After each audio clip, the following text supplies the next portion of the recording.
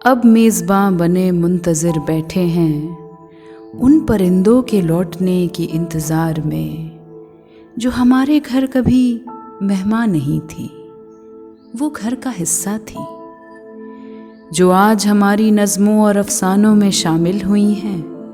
وہ ایک دور میں حقیقت ہوا کرتی تھی، ہماری نظروں کے سامنے ہوا کرتی تھی۔ وہ ایک ایسی صبا تھی جو ہر صبح دروازے کھلتے ہی بڑی بے باکی سے چہکتی ہوئی ہمارے گھروں میں داخل ہو جاتی تھی۔ پھر گھر کی ہر وہ اونچی جگہ جس میں سکون حاصل ہو، جو ہماری نظروں اور بچوں کے چھیڑ چھاڑ سے دور ہو، اس جگہ میں بڑے حق سے اپنا بسیرا کر لیتی تھی۔ آج اس پہ نظم لکھتے لکھتے خیال آیا ہے کہ کئی سال بیت گئے ہیں ان کو گھر لوٹے ہوئے۔ وہ کہاں چلی گئی ہیں، کہاں رہتی ہیں، کچھ خبر نہیں۔ بتا کر بھی تو نہیں گئی تھی کہ ڈھونڈنے نکلتے ہم بھی ان کو۔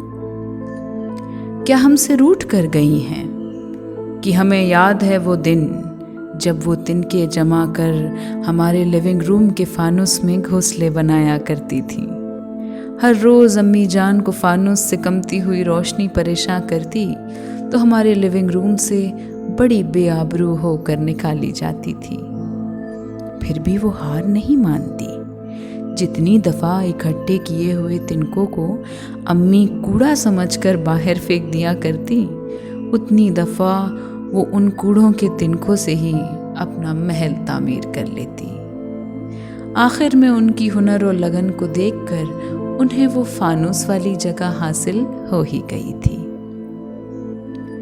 لیکن پھر کئی موسم بیت گئے اور بیتتے ہوئے موسم کے ساتھ ہم نے اپنے گھروں کو مضبوط اور محفوظ کرنا شروع کیا۔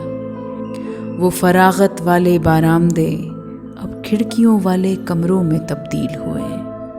پہلے ہوا بنا پوچھے جو گھروں کے اندر بارآمدوں سے داخل ہو جایا کرتی تھی، اب ان کو کھڑکیوں کے کواڑ سے اجازت لینی پڑتی ہے۔ وہ روشن دان جس سے صبح کی دھوپ جھانکا کرتی تھی، جن سے آ رہی کرنوں میں دھول سے بنے چمکتے ستاروں کو ہم بچے ہاتھوں میں دبوچنے کی کوشش کیا کرتے تھے، اور ان روشن دانوں سے گھر کی ساری ناراض ہوائیں باہر نکل جایا کرتی تھی، ان کا اب کوئی وجود باقی نہیں رہا ہے۔ اب ناراض ہواؤں کے لیے اے سی اور کولرز آ گئے ہیں، اور چوری چپ کے داخل ہوتی دھوپ کو اب بچوں سے کھیلنے کے لیے میدانوں اور پارکوں میں کھڑے انتظار کرنا پڑتا ہے۔ وہ آنگن جہاں بارش ناچتی ہوئی آتی تھی اور پیڑوں سے سوکھے پتے ایسے اٹھلاتے ہوئے ان کے فرش پر گرتے تھے کہ ان کو علم تھا کہ وہ گرتے ہی خاک میں نہیں ملیں گے۔ کچھ دیر اور وہ اس دنیا کا مزہ لے سکیں گے، کچھ دیر اور وہ کھلے آسماں کو دیکھ سکیں گے، پھر صفائی کے بہانے ان کو بھی مٹی میں ملا دیا جائے گا۔ اب ان آنگنوں کا وجود بھی مٹ گیا ہے۔ اب بارش اور پتوں کو تو اجازت ہی نہیں ہے، یہاں تک کہ وہاں سے اب آسماں کا ایک ٹکڑا بھی نصیب نہیں ہے۔ ہر جگہ محفوظ دیواروں اور چھتوں نے لے لی ہے، اور گھر کے اندر پنپتے ہیں بجلی سے دوڑتی ہوئی آب و ہوا۔ جو بجلی ایک دفعہ چلی جائے تو پھر وہی دیواریں کاٹنے کو دوڑتی ہیں گھر کے باشندوں کو۔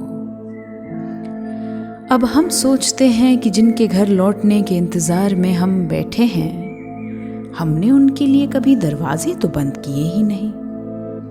بس اپنے گھروں کو شاید ہم نے اتنا محفوظ کر لیا ہے کہ ان سے ان کی زمین ہی چھین لی۔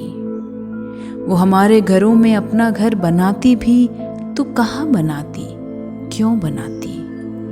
ہم نے حفاظت کے آرزو میں ہوا، پانی، دھوپ سب سے کنارہ کر لیا ہے۔ اب تو لیونگ روم کے فانوس تک پہنچنے میں بھی ان کو سینکڑوں دہلیزوں کو پار کرنا پڑتا۔